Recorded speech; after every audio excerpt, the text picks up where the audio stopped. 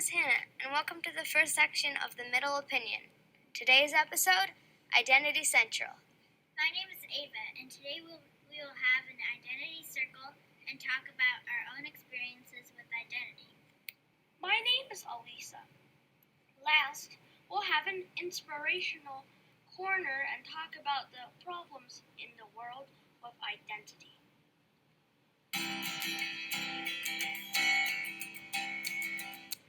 This is the story of Janet. Janet is writing a school project. Her only problem is that the words aren't coming out right. While she was watching a mentor video, Janet saw an ad for Grammarly. Janet decided to give Grammarly a shot, and she did not regret it. Because of Grammarly, Janet got an A+ on her project. Grammarly, helping people help themselves.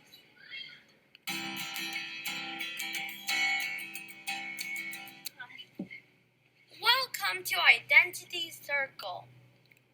Identity to me is parts that make up the whole you. My identities are that I am culturally Jewish with pagan leanings. Identity to me is what makes everybody else different.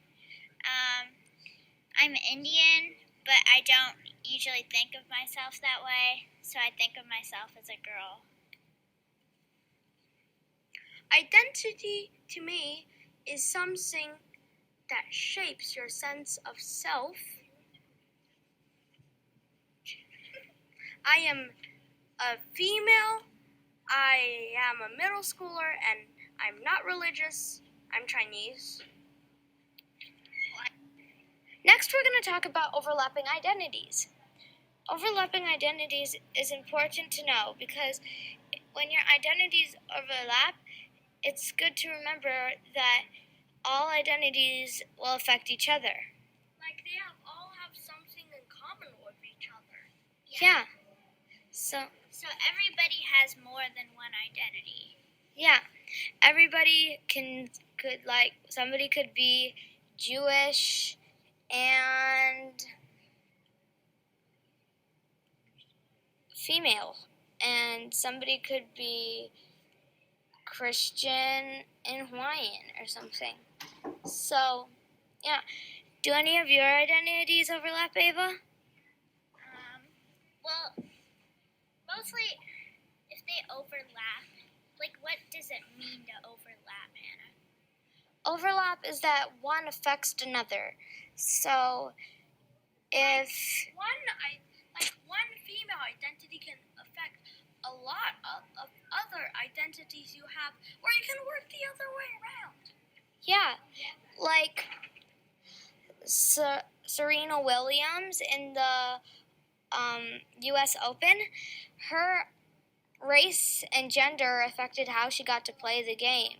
Maybe it even lost her that game. Yeah.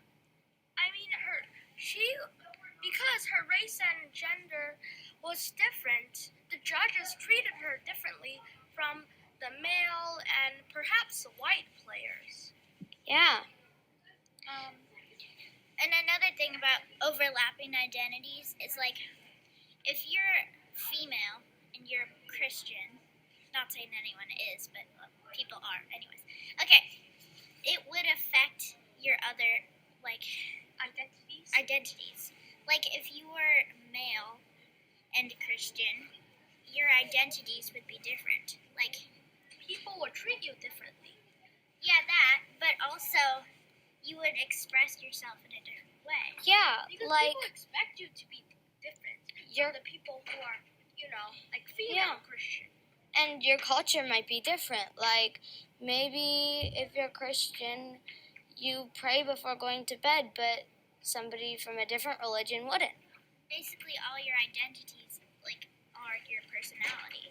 Yeah, how I mean, you they're live. the ones that matters to you the most. And they're the ones that make you different from everybody else. Yeah. They're the ones that shapes you. And that wraps up overlapping identities. In the video The Y Factor, Identity and BBC, They interviewed a woman with multiple identities. She talked about how it's like to be living as a person with multiple identities. How do you think living with multiple identities could affect how you live or express yourself? Well, for me, people who have multiple identities tends to be like a shapeshifter. Like when they're around by different parts of their identity, they'll act different. Like one person who's Jewish and Christian in a Jewish holiday, they will act Jewish and do Jewish stuff. But in Christian, on Sundays they'll go to church and pray. Yeah. So what's your opinion about people who have multiple identities? Well, their life tend to be a little different, and they're treated a little differently since they're different, you know. Well, isn't everybody different from each other? Yeah, but for them, they feel like they're especially different, and they feel like they really want to be normal and they want to belong. Yeah, that would be really hard if you always felt like you were alone. Okay, so my topic is about stereotyping identities. So what that means is like wrongly portraying somebody's culture as like a joke. So one of the topics we learned about during our humanities class is about when people wear Halloween costumes, like as a Native American or as like and put on a hula skirt or something. And people don't often realize like what that means to some people.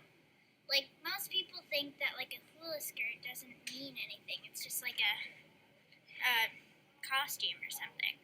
But actually to some people, a hula skirt is like a part of their culture. And we don't really understand how much that means to some people. So I think we should try to feel how it would feel to you if it was your culture. Like Feeling with someone, like have empathy for someone. yeah. Yeah. Is that what you mean? Yeah. I think that empathy is really important in understanding and accepting other people's identities. But what is empathy? The question is. Well, empathy is when you understand somebody else's feelings. Yeah. Like when you understand something about their culture, then you won't use it in the wrong way, and then more people won't get offended, and things won't. Or get hurt. Yeah. Yeah. A lot of Like- people go to pretty extremes because of a joke. Yeah. Like, my mom grew up in Hawaii, and she did hula her years in school. So she had, like, when she moved to Minnesota, when she went out in the streets and saw people in, like, hula costumes, like, saying, hey, let's do the hula, and then would do, like, a Fortnite dance, how do you think that made her feel? So... That would Probably feel really bad because, like, some people end up just forgetting a certain way their culture so they can fit in. They feel like other people who have just a little bit different cultures feel like it's a really, really big deal and it's a really bad thing, like an unusual thing. Yeah, that happened and it ain't so awful falafel when Zomara changed her name to Cindy. She kind of threw away part of her culture when she changed her name. It's like most places aren't very accepting to other people's cultures. Like either if we don't understand it, we use it in the wrong way, and if we do understand it, then we wouldn't use it in the wrong way. Yeah. But there's no right ways either. You just gotta Be yourself, know sorta. the meaning, understand it, and accept it. Yeah. Accept who they are. We're all humans. Yeah. We're all people. And Ava, what do you think is the line between stereotyping identities and like borrowing somebody's identity knowing what it is? Like if you know what their identity is, then you wouldn't use it in the wrong way. like, if you know the importance, or if you know that it's not important, then you would use an aspect of their culture in the right way. So everybody needs to at least spend a bit of time to try to do some research, or like talk to your friends about their culture, so that we can make this world a better place.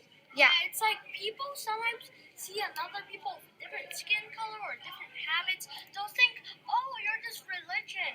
And then they'll make fun. And that's not right. Yeah. So let's change that way. Yeah. Last, we're going to talk about accepting identities. And how we will do that. Not just talk about it. A lot of people say that you can't just say something and not do it. You have to actually do something. We're going to discuss the ways of helping and actually what we can do to help people to accept other people's identities. Yeah. So, Ava, what's one way that you think people could do a better job to help accepting others' identities? Just put in the time to figure out people's identities, and don't judge before you know something. Yeah, don't judge a book by its cover, like everyone say. Like Yeah. a good book says. So, Elisa, what do you think is one way that we can help accept? Yeah? Well, there's another way that you have to understand why they're there or understand their background. You can't just judge someone like, oh, you're black, you must be African or something like that. That's not right. So, learn more before you judge. And yeah, like I always say. Don't judge a book by its cover. mostly the hate that's like going on in the world is just because people don't know. Yeah, like wars, when Hitler decided that Jews couldn't be equal to other religions, and so people had to. Yeah, and that's just a different religion. To think if he was more accepting of others' identities, maybe that World War wouldn't have happened. Or those Jews wouldn't have been killed. Yeah. So. And same about the slavery, like black slavery. Because they were like, like, oh, you're black, then you're beneath us, you're slaves, you're objects, not people. So it doesn't only happen with religion, it can happen with race or gender. Or skin color. Or skin color, that's race, but yeah. So basically, all that we've been working on is about like different identities. And how we can help. Helping is just knowing more and doing less judging.